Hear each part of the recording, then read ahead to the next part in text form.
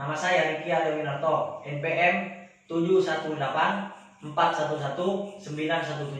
dari program studi hukum Fakultas Hukum Universitas Giraraja Madura. Di sini saya akan mempresentasikan hasil proposal skripsi saya untuk memenuhi tugas metode penelitian hukum yang berjudul Pertanggungjawaban Pidana terhadap pelaku usaha yang menjual beras oplosan di Kabupaten Sumeneb.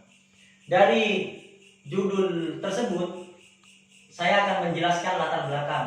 Indonesia merupakan salah satu negara dengan penduduk terbanyak di dunia.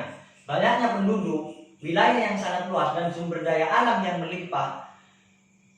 Masyarakat harus mampu mengelola atau memanfaatkan sumber daya alam yang ada, agar dengan berbagai kekayaan alam yang ada saat ini dioptimalkan atau digunakan dengan baik. Tetapi sebagian besar masyarakat menjadi petani atau bercocok tanam. Pertanian yang banyak dilakukan oleh petani di negara ini adalah menanam padi. Karena selain memiliki iklim tropis yang cocok untuk menanam padi, padi merupakan salah satu bahan pokok masyarakat di negara ini. Selain itu, karena dengan proses penanaman padi yang lebih mudah dan pertumbuhannya cepat, membuat penduduk di negara ini memilih menanam padi daripada menanam yang lainnya. Di sektor kebutuhan pokok, makanan pokok masyarakat Indonesia adalah nasi, di mana nasi merupakan makanan pokok yang terbuat dari beras yang berbahan dasar padi. Sehingga beras menjadi suatu kebutuhan pangan yang sangat mendasar atau pokok untuk keberlangsungan masyarakat yang ada di negara ini. Oknum pedagang yang mengoplos beras tujuannya untuk mendapatkan keuntungan, dan beras yang kualitasnya rendah laku mahal di pasaran. Semua dilakukan dengan tidak mementingkan hak konsumen. Akibatnya konsumen sangat dirugikan dan konsumen berhak mendapatkan perlindungan hukum. Dengan kemajuan iptek dan adanya keinginan dari berbagai oknum membuat sektor pertanian, khususnya padi, mengalami sebuah kecurangan yang sangat merugikan bagi konsumen. Sehingga pemerintah kemudian membuat suatu peraturan dalam bentuk undang-undang, yaitu Undang-Undang Nomor 8 Tahun 1999 tentang perlindungan konsumen. Tidak hanya itu, bahkan pemerintah membuat Undang-Undang Nomor 18 Tahun 2012 tentang pangan, serta Undang-Undang Nomor 7 Tahun 2014 tentang perdagangan. Dari latar belakang tersebut ada rumusan masalah. Yang pertama, bagaimana bentuk pertanggungjawaban pidana terhadap usaha pengoplosan beras. Yang kedua adalah bagaimana penerapan sanksi terhadap usaha pengoplosan beras.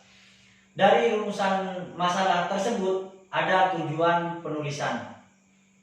Tujuan penulisan yang pertama adalah untuk mengetahui bentuk pertanggungjawaban pidana terhadap usaha pengoplosan beras. Yang kedua adalah untuk mengetahui penerapan sanksi terhadap usaha pengoplosan beras.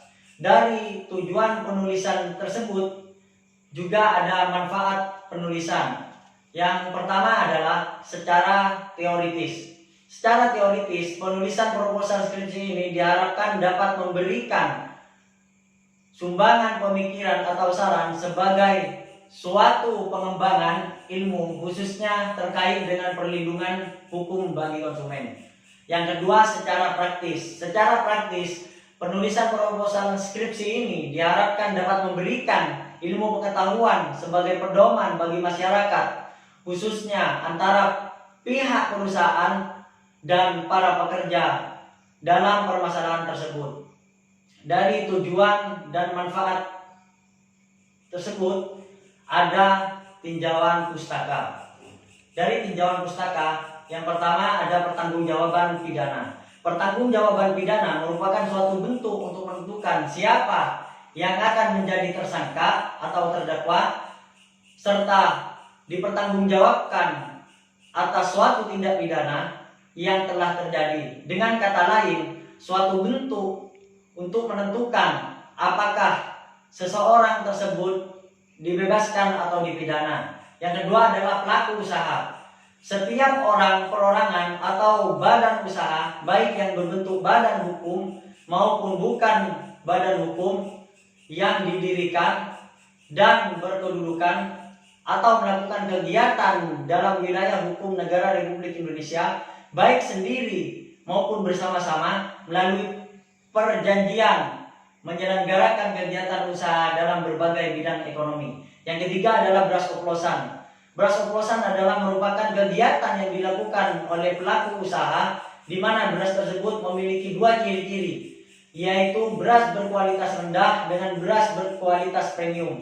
Kemudian dicampur menjadi satu. Setelah itu dilakukan produksi dan diperjualbelikan.